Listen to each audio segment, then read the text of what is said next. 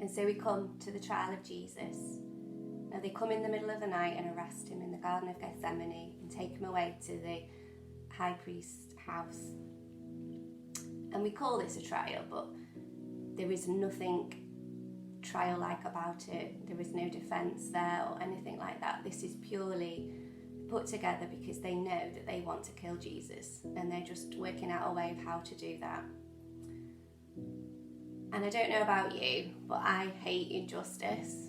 You see it all around us in the world, and I've experienced it in my life, and it's the one thing when I feel like I've been unfairly treated, or we see things in the news that we are blatantly unfair, it just is something in us that rises up and cries out for justice.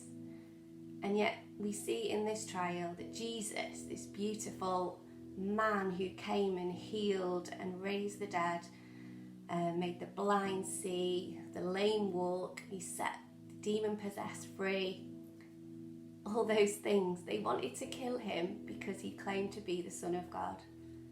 And he just stood there because he knew that that was the path that he was on, that he knew he had to die for us because he loved us so much. It said, for the joy set before him, he was prepared to endure all this injustice.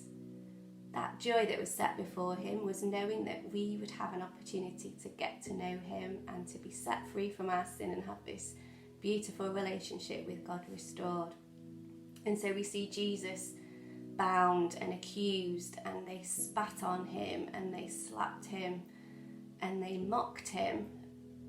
And this man was just, he had done nothing wrong. And I know when we look at our lives, when we are accused of things and it wounds us, we know that we are not truly innocent in anything. We do things that offend other people and that they can lead them to think bad things about us. We are not fully innocent, even though, and it really wounds us, doesn't it, when people falsely accuse us. But Jesus had done nothing wrong, and he stood there and he took all that. And they decide between themselves that they're going to kill him, and they decide that they're going to take him and let the Romans kill him in the most cruel way ever on the cross. And we'll look at that tomorrow. So we have Jesus standing there, just taking all this, and he does not defend himself. He does not try using clever words to defend himself. He just knows that God the Father is with him, that he is loved, he knows who he is, he knows what he's come to do, and so he can take all that. The only thing he does is that when they say, are you the God King? And he says, yes, I am. And at that point, that is the death sentence, because he absolutely claims to be the Son of God, to be the Messiah. There is no doubt in that. And so I just want to encourage you that when we face difficult times, I know I've looked back in my life and I can be guilty of thinking that my injustice has been worse than what Jesus went through, but the more I go on in my walk with God, I realise that is just not true. But I also know that one has gone before who can stand with me and who enables me to keep quiet, to not have to defend myself, because I know I have a Father in heaven who will defend me. And so I just want to encourage you all today to know that that Jesus went ahead of us to make a way back to the Father, that he has gone through everything that we have gone through and much more. We can't even begin to plumb the depths of what Jesus went through for us, because he absolutely loves us.